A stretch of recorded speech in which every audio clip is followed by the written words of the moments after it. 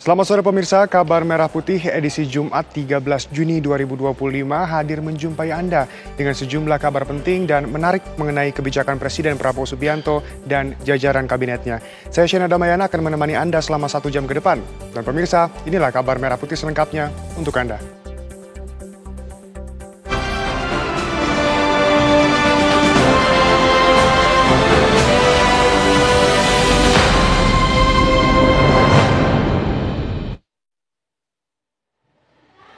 Presiden Prabowo Subianto tegaskan tak ada rencana perombakan kabinet Merah Putih dalam waktu dekat. Prabowo mengklaim kabinetnya saat ini masih bekerja dengan baik.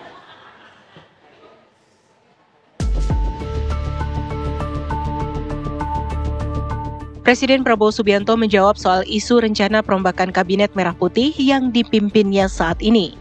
Prabowo menegaskan bahwa dalam waktu dekat tidak ada rencana perombakan kabinet. Karena menteri yang ditunjuknya saat ini masih bekerja dengan baik, meskipun terdapat sejumlah kritik dari berbagai kalangan. Presiden mengaku jika menterinya kadang-kadang salah bicara, namun hal tersebut biasa. Prabowo lebih melihat kerja keras dan niat baik mereka yang ingin membangun bangsa Indonesia. Sekarang sampai saat ini, saya menilai bahwa menteri-menteri saya bekerja dengan baik. Terus terang aja, bahwa di sana sini ada kritik itu baik dan itu biasa. Dalam pemerintahan, dalam demokrasi kritik biasa dan kita tidak bisa memuaskan semua orang. Tapi saya sebagai pengguna, saya user, saya merasa menteri-menteri saya bekerja dengan baik. Kadang-kadang ada salah bicara, ada itu biasa. Tapi mereka kerja keras, niat mereka baik. Kita sudah kompak, kita punya tim yang baik. Kita nggak ada orangnya siapa tidak ada. Kita menganut azas ya, falsafah. Kesetiaan kepada kelompok dan partai berhenti pada saat kesetiaan kepada negara mulai. Partai-partai telah memberi kader-kader yang terbaik. Ini saya menuntut, saya minta, dan mereka memberi. Jadi itu yang ingin saya sampaikan. Saya tidak ada rencana mau reshuffle, ya kan? Sementara saya menilai tim saya bekerja dengan baik. Sebelumnya, isu perombakan kabinet Merah Putih mencuat akhir-akhir ini. Sejumlah menteri dikabarkan akan diganti. Sinyal perombakan kabinet juga muncul ketika Presiden Prabowo Subianto akrab dengan Ketua Umum PDI Perjuangan Megawati Soekarno Putri dalam sebuah acara. Selain itu, beberapa hari lalu politisi Partai Gerindra juga bertemu dengan Ketua Umum PDI Perjuangan di Jalan Teguh Umar, Menteng, Jakarta, yang tak lain adalah kediaman Megawati Soekarno Putri. Seperti diketahui, saat ini PDI Perjuangan memilih untuk berada di luar pemerintahan Prabowo Gibran. Dari Jakarta, tim TV One mengabarkan.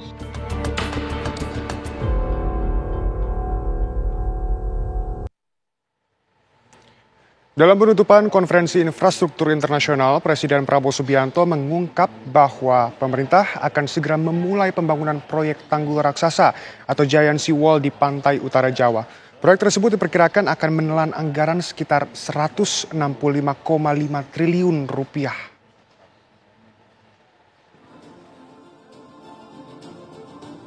Konferensi infrastruktur internasional resmi ditutup oleh Presiden Prabowo Subianto pada Kamis kemarin.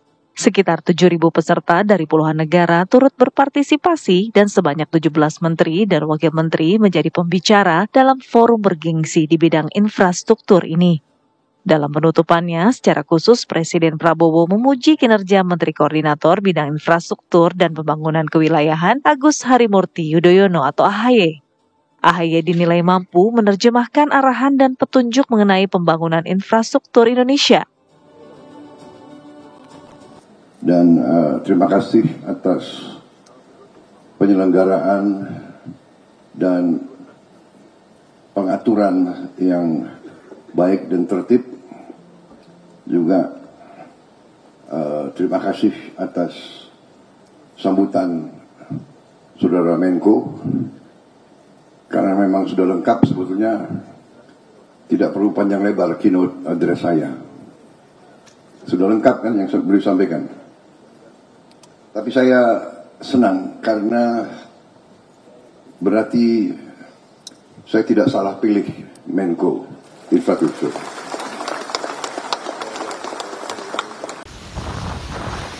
Dalam acara tersebut, Prabowo juga mengumumkan pemerintah akan segera memulai pembangunan proyek tanggul raksasa atau Giant Seawall sepanjang 500 km di pantai utara Pulau Jawa.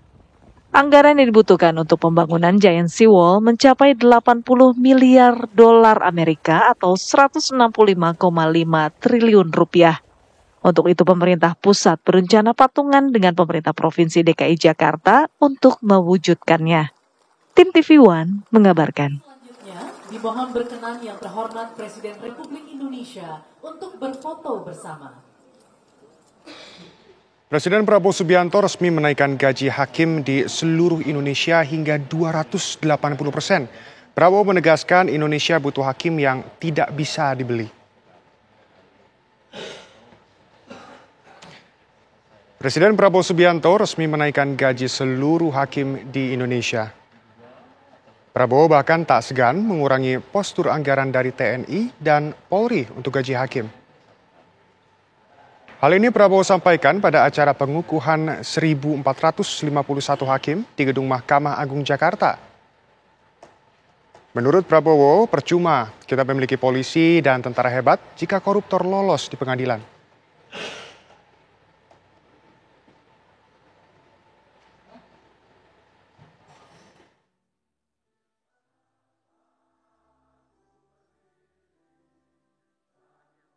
Rakyat Indonesia tergantung sama para hakim. Dan saya sebagai mandataris saya sadar itu, dan karena itu saya perintahkan menteri-menteri saya ingin naikkan gaji seluruh hakim di Indonesia.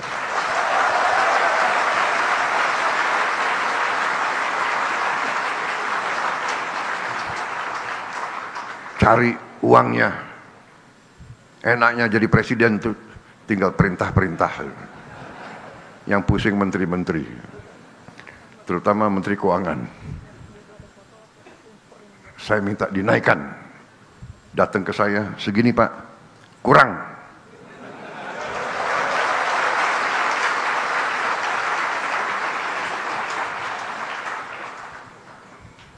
Kalau perlu, anggaran lain saya kurangi. Di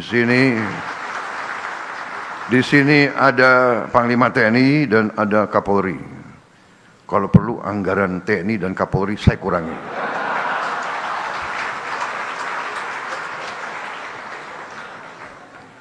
Percuma kita punya polisi yang hebat, tentara yang hebat. Si koruptor, si maling, si bajingan itu begitu ke pengadilan lolos. Kasihan ini anak buahmu, Kapolri. Jadi kita butuh hakim-hakim yang benar-benar tidak bisa digoyahkan, tidak bisa dibeli.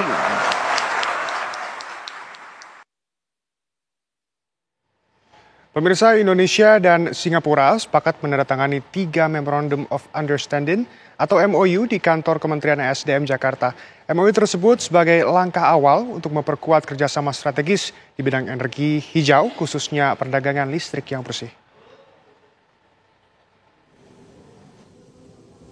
Sumber daya mineral, welcome. Pemerintah melalui Menteri Energi dan Sumber Daya Mineral ESDM, Bahlil Lahadalia, menandatangani 3 Memorandum of Understanding MOU bersama Ministry of Trade and Industry Singapura, Tan Sileng, di kantor Kementerian ESDM Jakarta. Untuk MOU pertama. Ketiga MOU tersebut diantaranya membentuk zona industri berkelanjutan, menindaklanjuti interkoneksi dan perdagangan listrik lintas batas, hingga bekerja sama dalam isu carbon capture storage lintas batas antara Indonesia dan Singapura. Menteri ESDM Bahlil Lahadalia menyebut hal ini sebagai momen bersejarah karena selain berkontribusi terhadap peningkatan energi hijau, kerjasama ini akan berdampak pada pertumbuhan ekonomi dan pembukaan lapangan kerja. Keuntungan lainnya, yaitu potensi investasi sebesar 30 hingga 50 miliar dolar Amerika Serikat untuk investasi pembangkit panel surya. Sementara 2,7 miliar US dollar untuk manufaktur panel surya. Investasi ini kan cukup besar. Ya, investasi ini ada 3. Satu adalah untuk membangun industri solar panelnya. Yang kedua itu adalah CCS-nya. CCS-nya cukup gede juga. Ini adalah potensi pendapatan negara. Yang ketiga adalah kawasan industrinya. Nah, investasi dari total ini diperkirakan di atas 10 miliar US dollar dari 3 proyek ini. Namun itu kan ada tahapannya. Nah, tahapannya ini kita lagi breakdown, nanti tim kami dari Kementerian SDM dengan tim dari pemerintah Singapura, dari MOTIE-nya, ini yang lagi mendiskusikan. Karena ini kan baru payungnya. Nanti setelah itu tim tindak lanjutnya, tim teknisnya akan kita bicarakan. Bapak Menteri, untuk sambutannya yang luar. Keuntungan lain dari kerjasama ini adalah potensi lapangan kerja baru sebanyak 418.000 penyerapan tenaga kerja, mulai dari bidang manufaktur, konstruksi, operasi, dan pemeliharaan panel surya dan BESS. Dari Jakarta, Ikra Anggana, Adin Hudaya, TV One mengabarkan.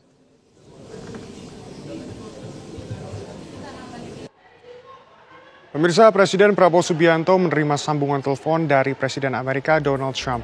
Apa yang dibicarakan? Informasinya saat lagi, tetap bersama kami.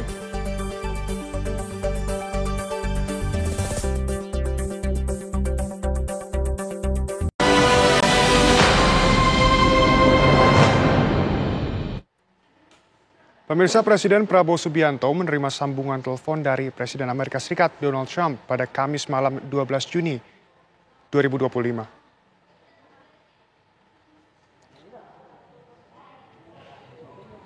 Hal tersebut diunggah oleh akun Instagram Sekretariat Kabinet hari ini.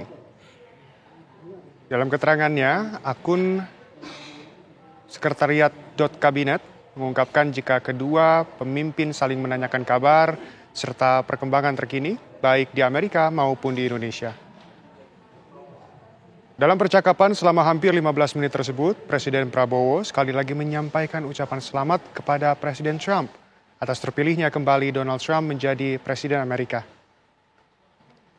Demikian pula Presiden Trump yang turut memberikan ucapan selamat atas terpilihnya Prabowo Subianto sebagai Presiden ke-8 Republik Indonesia. Keduanya juga sepakat untuk terus meningkatkan kerjasama antara Indonesia dan Amerika Serikat, serta menegaskan dukungan mereka terhadap upaya menjaga stabilitas dan perdamaian global. Sebelumnya, kedua pemimpin juga saling berkabar melalui sambungan telepon pada 11 November 2024.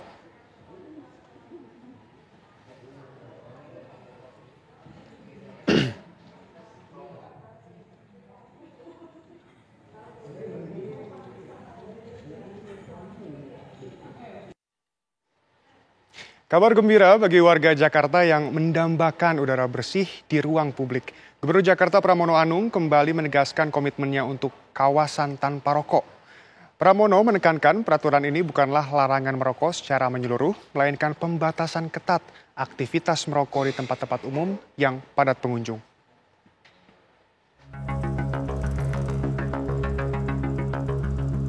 Pemerintah Provinsi Jakarta sedang mendorong pengesahan rancangan peraturan daerah Raperda tentang kawasan tanpa rokok.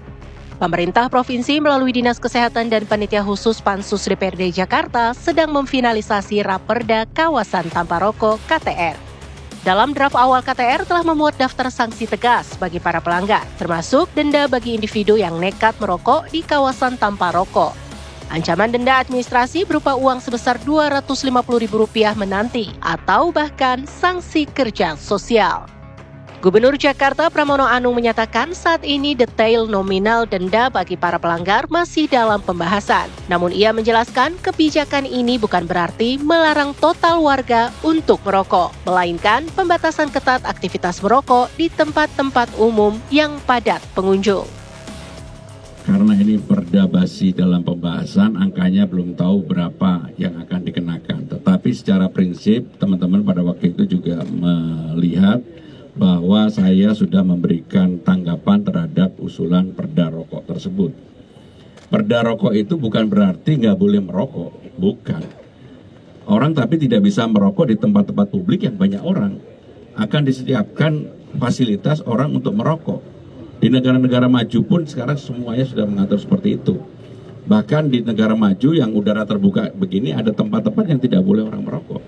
Di kita kan nggak ada larangan di tempat terbuka orang tidak merokok. Dengan adanya Raperda KTR, Jakarta bertekad untuk menjadi kota yang lebih peduli kesehatan dan kenyamanan warganya. Kebijakan ini diharapkan dapat meningkatkan kualitas hidup dan menciptakan lingkungan sehat bagi semua. Dari Jakarta, Dava Akbari, TV One mengabarkan. Menteri Agama Nasaruddin Umar melepas langsung kepulangan jemaah haji kloter 2 asal Mataram di Bandara Amir Muhammad bin Abdul Aziz, Madinah, Arab Saudi. Menak berbincang langsung dengan jemaah mengenai pelayanan selama di Tanah Suci.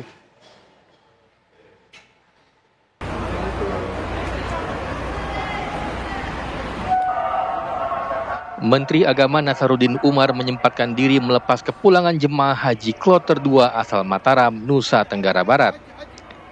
Kedatangan Menak di Bandara Amir Muhammad bin Abdul Aziz, Madinah disambut antusias oleh para jemaah yang tengah menunggu jadwal penerbangan. Dalam kesempatan itu, Nasaruddin berbincang langsung dengan para jemaah mengenai pelayanan yang mereka terima selama di Tanah Suci. Menurutnya, ibadah haji tahun ini berjalan cukup baik tanpa ada kendala berarti.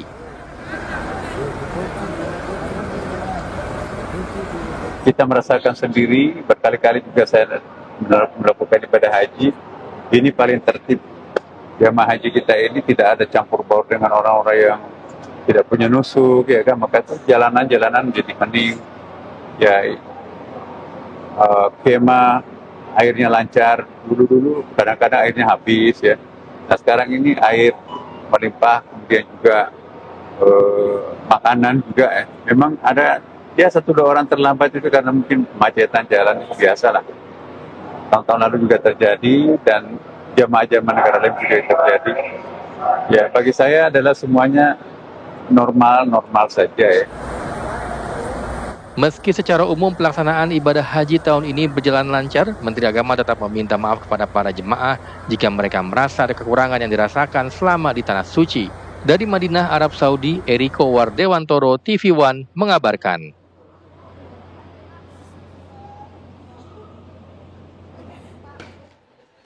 Menteri Agama Nasaruddin Umar buka suara mengenai wacana pengurangan kuota haji untuk Indonesia. Menurut Menak, belum ada pembahasan resmi kuota haji dengan otoritas Arab Saudi.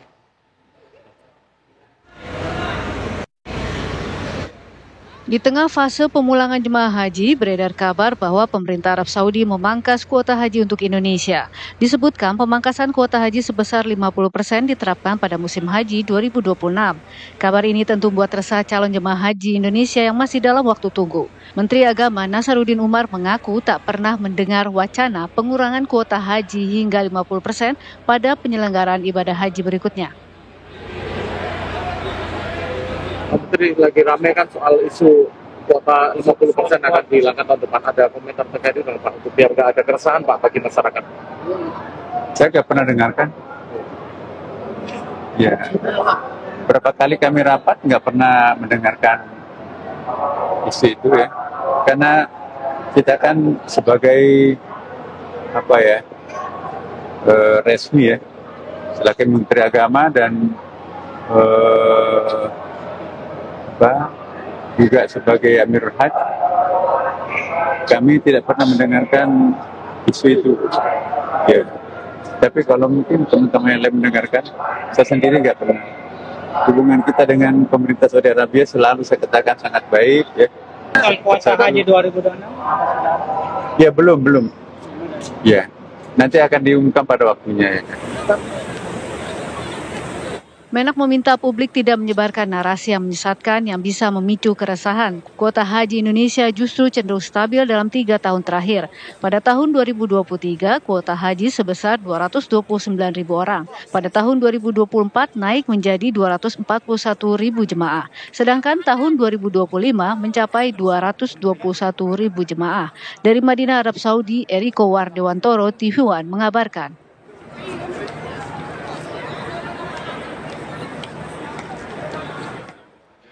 BPKH Limited memberikan kompensasi uang tunai kepada jemaah haji yang terdampak masalah distribusi makanan di Mekah.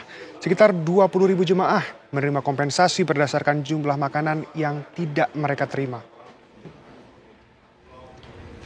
Penyerahan kompensasi dimulai di Hotel 614 Mekah. Jemaah di hotel ini tidak mendapatkan makanan malam pada 14 Zulhijjah atau pada 10 Juni 2025 lalu. Kompensasi yang diberikan bervariasi, 10 rial untuk sarapan, 15 rial untuk makan siang, dan 15 rial untuk makan malam. BPKH Limited menyebut kesalahan terjadi karena 2 hingga 4 dapur tidak mampu memenuhi kiriman makanan sesuai kontrak. Dan akan mengambil langkah hukum terhadap catering bermasalah tersebut.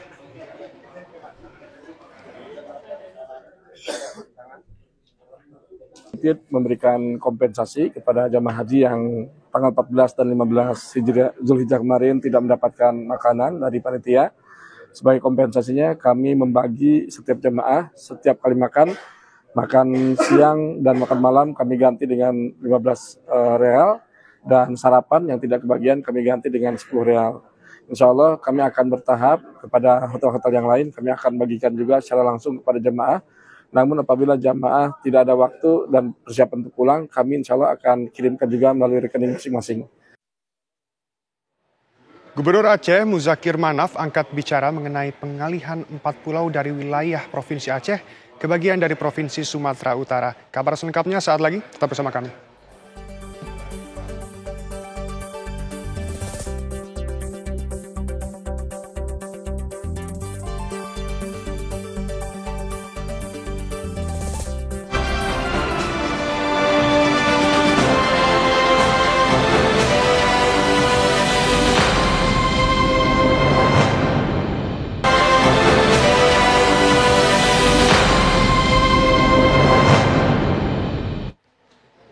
Pemirsa, Gubernur Aceh Muzakir Manaf angkat bicara mengenai pengalihan 4 pulau dari wilayah Provinsi Aceh ke bagian dari Provinsi Sumatera Utara. Muzakir Manaf bersikeras bahwa keempat pulau itu merupakan milik Provinsi Aceh.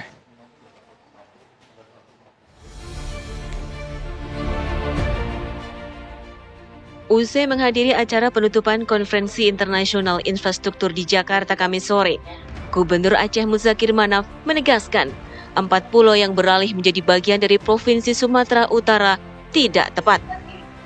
Menurutnya, keempat pulau tersebut bagian dari Aceh. Muzakir Manaf menyampaikan punya alasan, bukti, dan data yang kuat untuk membuktikan bahwa keempat pulau tersebut adalah milik Provinsi Aceh. Itu sebenarnya itu kewenangan Aceh. Jadi kami punya alasan kuat, punya bukti kuat, punya data kuat. Sejak dahulu kala itu memang hak Aceh. Sejumlah anggota DPD RI asal Aceh bersama masyarakat Singkil menggelar deklarasi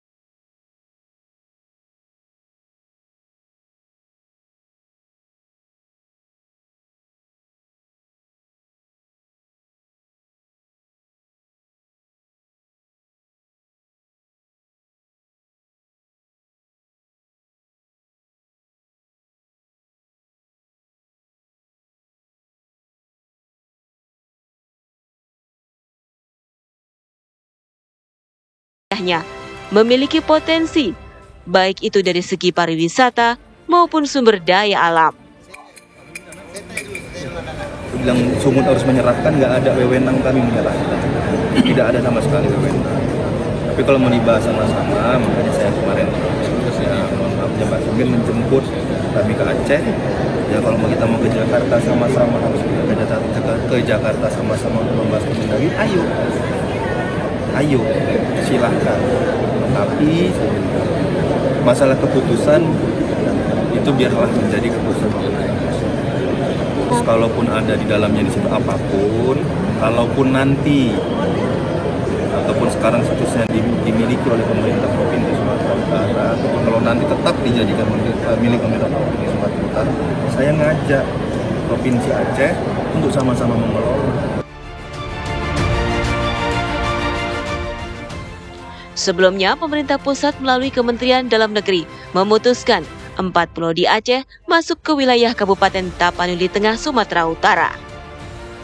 Hal tersebut termaktub dalam keputusan Mendagri tahun 2025 tentang pemberian dan pemutakhiran kode serta data wilayah administrasi pemerintahan dan pulau yang ditetapkan pada 25 April 2025.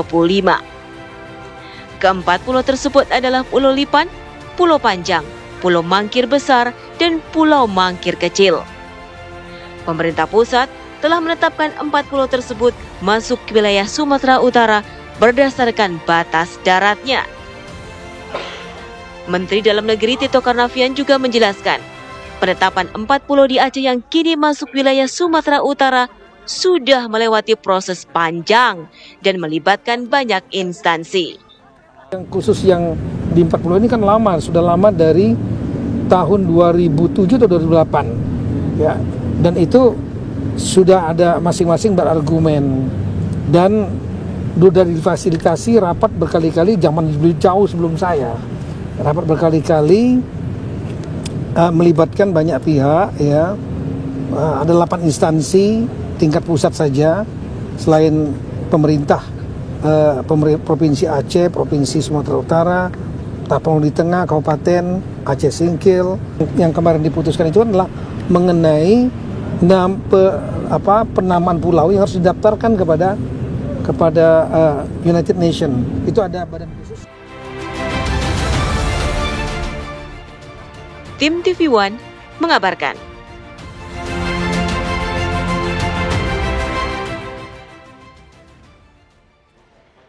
Pemirsa, Hakim Pengadilan Negeri Solo menolak permohonan gugatan intervensi diajukan teman-teman SMA Jokowi. Menurut Hakim, kepentingan hukum penggugat intervensi tidak sama dengan kepentingan hukum antara penggugat dan para tergugat. Selain itu, gugatan dari penggugat sifatnya lebih ke individu. Gugatan yang sedang disidangkan saat ini tidak berdampak langsung pada kebijakan yang dikeluarkan SMAN 6 dan juga terhadap alumni SMA Negeri 6 Solo.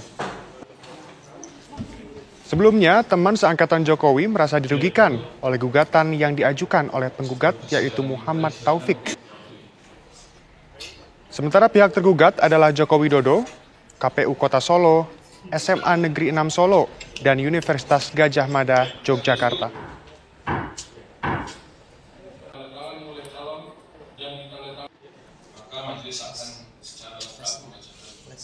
Menteri Keuangan Sri Mulyani menyampaikan dibutuhkan lebih dari 10.000 triliun rupiah untuk membangun infrastruktur selama tahun 2025 hingga 2026. Kebutuhan tersebut hanya mampu dipenuhi pemerintah 40%.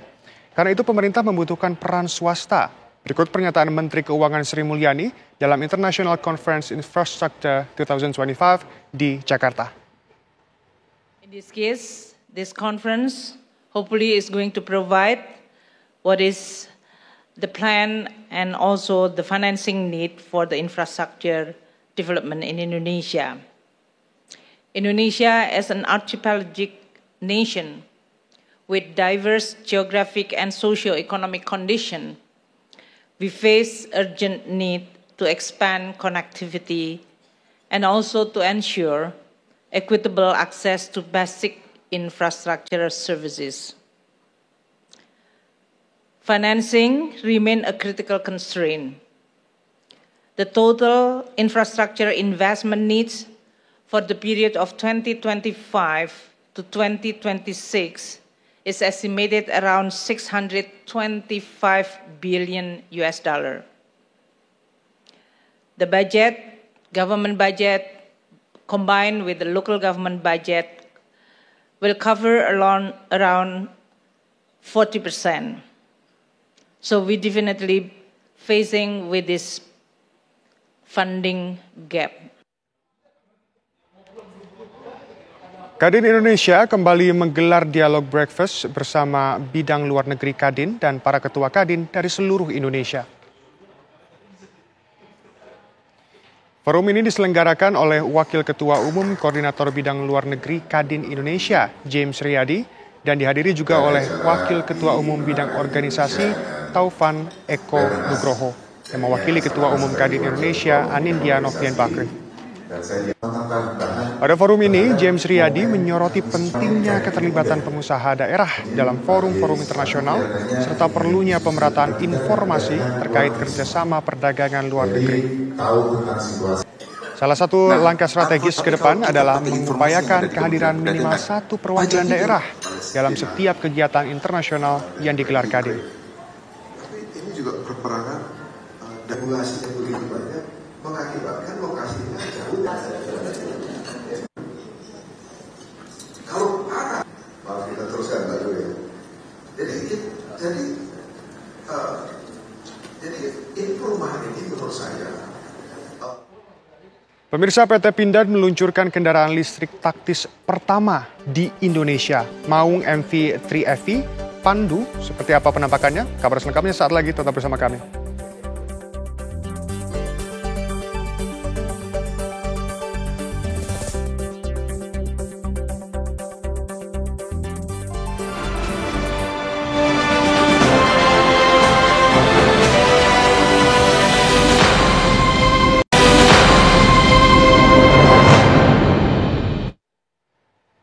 Pemirsa, PT Pindad meluncurkan kendaraan listrik taktis pertama di Indonesia, Maung MV3 EV Pandu, secara resmi di Indo Defense 2025 Expo dan Forum. Inovasi ini menegaskan transisi pertahanan masa depan yang lebih ramah lingkungan. Berikut laporan reporter Naufan Zam dan juru kamera Bambang Nurdiansyah. Pindad baru saja meluncurkan kendaraan baru mereka yang berbasiskan dengan listrik. Mungkin mereka terkenal dengan MV3, di mana kendaraan tersebut diubah menjadi berbanyak sekali tipe. Salah satunya adalah yang digunakan Presiden Prabowo, yaitu MV3 Garuda Limousine. Dan di belakang saya ini terdapat mobil dari Pindad yang dinamakan Pandu, yang berbasiskan elektrik. Bisa dilihat dari depan pemirsa bahwa Pindad ini memiliki karakter yang memang sangat Pindad sekali, di mana ada grill sejumlah berlubang banyak sekali, dan ini memang ada juga di Maung MV3, dan kemudian di bawahnya terdapat bumper yang cukup kekar, tentunya menambah kesan tangguh dan juga mampu untuk melewati di segala berbagai macam medan, pemirsa. Dan mumpung Pandu ini sedang diangkat, sehingga kita bisa melihat motor dan juga baterai yang ada di bawah Pandu EV ini, pemirsa. Bisa dilihat di depan di sini ada motor atau motor elektrik, yang berarti mobil ini atau Pandu EV ini memiliki kemampuan untuk berjalan ke 4 rodanya, karena dia punya motor di depan dan juga di belakang. Dan kemudian motor ini menghasilkan tenaga 170 kW dan torsi 315 Nm. Dan baterai yang berada di bawah mobil ini bisa melajukan mobil ini hingga jarak 400 km per mis. Ya, jika bagian eksterior atau bagian luar dari Pandu EV ini terlihat sangat sangar, saya bisa tunjukkan kepada Anda bagian interior yang ada di Pandu EV ini, pemirsa. Bisa Anda lihat interior dari Pandu EV ini terlihat sangat-sangat mewah, di mana bisa Anda lihat di tengah terdapat layar yang cukup besar. Tentunya itu akan menampung banyak sekali informasi dan juga entertainment yang ada di mobil ini. Kemudian AC juga sudah elektronik, sehingga itu akan menambahkan kesan futuristis. Kemudian jok sudah elektrik di driver maupun di penumpang. Kemudian tak hanya itu, pemirsa, bagian pintu atau door trim dari Pandu EV ini terbalutkan kulit, sehingga tentunya akan menambahkan kenyamanan untuk penumpang di Pandu EV ini, pemirsa. Kemudian tak hanya sampai situ kemewahan yang ada di Pandu EV ini, tentunya itu akan berlanjut di baris kedua, pemirsa. Memang mobil ini ditujukan untuk bisa melibas di berbagai medan, namun di dalamnya tidak kalah mewah, pemirsa. Ada TV, kemudian juga ada AC di baris kedua, ada colokan tentunya untuk menampung barang elektronik Anda, kemudian juga ada peranti-peranti elektronik yang tentunya akan menambah kemewahan yang ada di Pandu EV ini pemirsa. Kemudian tak hanya di driver dan juga penumpang depan yang memiliki jok elektrik, di belakang pun juga memiliki jok elektrik. Tentunya ini sangat-sangat unik pemirsa. Dan tak lupa door trim yang berbalutkan kulit terus berlanjut hingga baris kedua pemirsa. Yaitu tadi interior yang ada di Pandu EV ini pemirsa. Tentunya nama Pandu sendiri diambil dari pionir atau pelopor yang nantinya Pindad. Ini adalah mobil pertama Pindad yang berbasiskan elektronik, sehingga nantinya Pindad akan mengeluarkan produk-produk elektronik atau mobil elektronik atau mobil elektrik lainnya. Dari Jakarta, Naufanza, Bambang Nurdiansyah, TV One mengabarkan.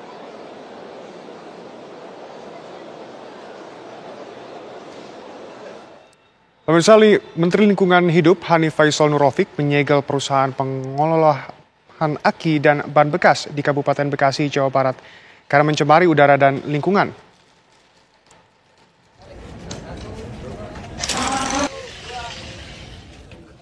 Menteri Lingkungan Hidup Hanif Faisal Nurrofik datang ke salah satu perusahaan pengolahan limbah ban dan aki bekas di Wangun Harja, Cikarang Utara, Kabupaten Bekasi, Jawa Barat, Kamis malam.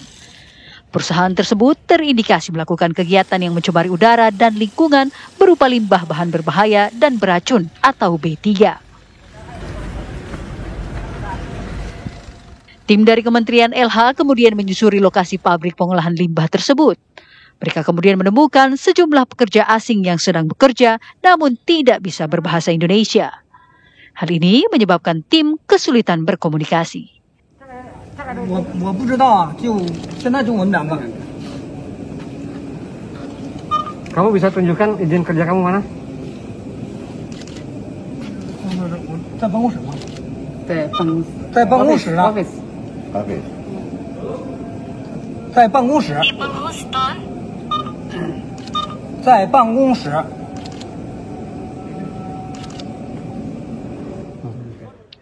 Setelah pemeriksaan kondisi pabrik, Menteri Lingkungan Hidup langsung menutup total perusahaan dengan memasang papan peringatan serta segel. Menurut Hanif, perusahaan selama ini tidak melakukan prosedur pengolahan limbah yang baik, sehingga mencemari kualitas udara di Jabodetabek.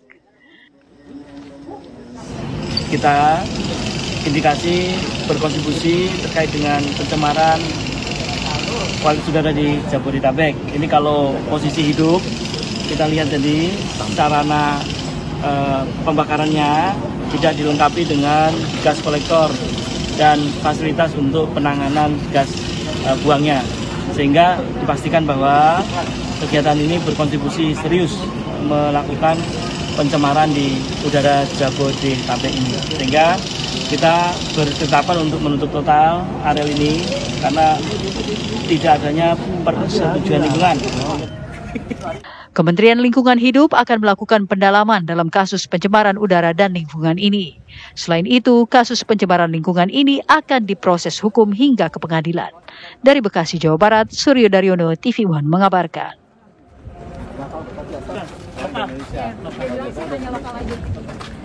Presiden Prabowo Subianto tegaskan tak ada rencana perombakan Kabinet Merah Putih dalam waktu dekat. Kabar selengkapnya saat lagi, tetap bersama kami.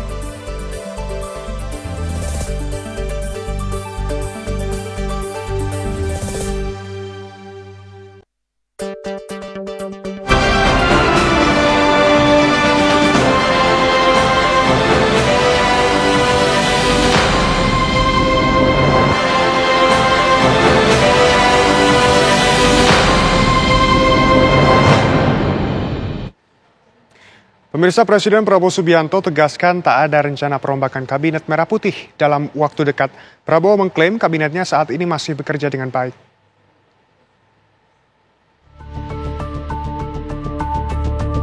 Presiden Prabowo Subianto menjawab soal isu rencana perombakan Kabinet Merah Putih yang dipimpinnya saat ini. Prabowo menegaskan bahwa dalam waktu dekat tidak ada rencana perombakan kabinet. Karena menteri yang ditunjuknya saat ini masih bekerja dengan baik, meskipun terdapat sejumlah kritik dari berbagai kalangan. Presiden mengaku jika menterinya kadang-kadang salah bicara, namun hal tersebut biasa. Prabowo lebih melihat kerja keras dan niat baik mereka yang ingin membangun bangsa Indonesia. Sekarang sampai saat ini, saya menilai bahwa menteri-menteri saya bekerja dengan baik. Terus terang aja, bahwa di sana sini ada kritik itu baik dan itu biasa. Dalam pemerintahan, dalam demokrasi kritik biasa dan kita tidak bisa memuaskan semua orang. Tapi saya sebagai pengguna, saya user, saya merasa menteri-menteri saya bekerja dengan baik. Kadang-kadang ada salah bicara, ada itu biasa. Tapi mereka kerja keras, niat mereka baik. Kita sudah kompak, kita punya tim yang baik. Kita nggak ada orangnya siapa tidak ada. Kita menganut azas ya, falsafah. Kesetiaan kepada kelompok dan partai berhenti pada saat kesetiaan kepada negara mulai. Partai-partai telah memberi kader-kader yang terbaik. Ini saya menuntut, saya minta, dan mereka memberi. Jadi itu yang ingin saya sampaikan. Saya tidak ada rencana mau reshuffle, ya kan? Sementara saya menilai tim saya bekerja dengan baik. Sebelumnya, isu perombakan Kabinet Merah Putih mencuat akhir-akhir ini. Sejumlah menteri dikabarkan akan diganti. Sinyal perombakan kabinet juga muncul ketika Presiden Prabowo Subianto akrab dengan Ketua Umum PDI Perjuangan Megawati Soekarno Putri dalam sebuah acara. Selain itu, beberapa hari lalu politisi Partai Gerindra juga bertemu dengan Ketua Umum PDI Perjuangan di Jalan Teguh Umar, Menteng, Jakarta, yang tak lain adalah kediaman Megawati Soekarno Putri. Seperti diketahui, saat ini PDI Perjuangan memilih untuk berada di luar pemerintahan Prabowo Gibran. Dari Jakarta, tim TV One mengabarkan.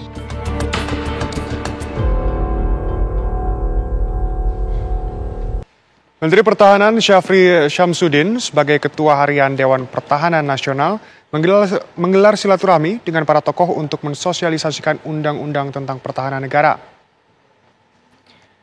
Sejumlah tokoh yang hadir di antaranya Jenderal TNI Purnawirawan Wiranto, Jenderal TNI Purnawirawan Dudung Abdurrahman, dan mantan Ketua MK Jimli Asyidiki. Syafri Syamsuddin menyambut hangat para tokoh yang hadir di Aula Bhinneka Tunggal Ika, Kantor Kementerian Pertahanan, Jakarta Pusat.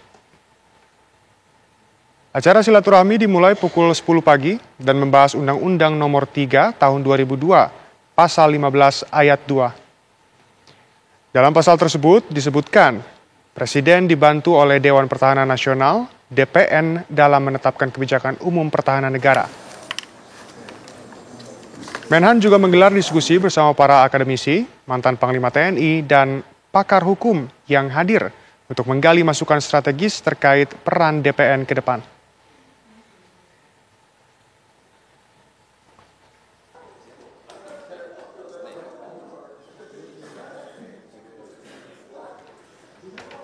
Dan pemirsa, kabar tersebut sekaligus menutup jumpa kita hari ini. Sesaat lagi Anda dapat menyaksikan program Berita Utama Kriminal. Saya Shena Damayana, mewakili seluruh kru yang bertugas mengucapkan terima kasih dan sampai jumpa.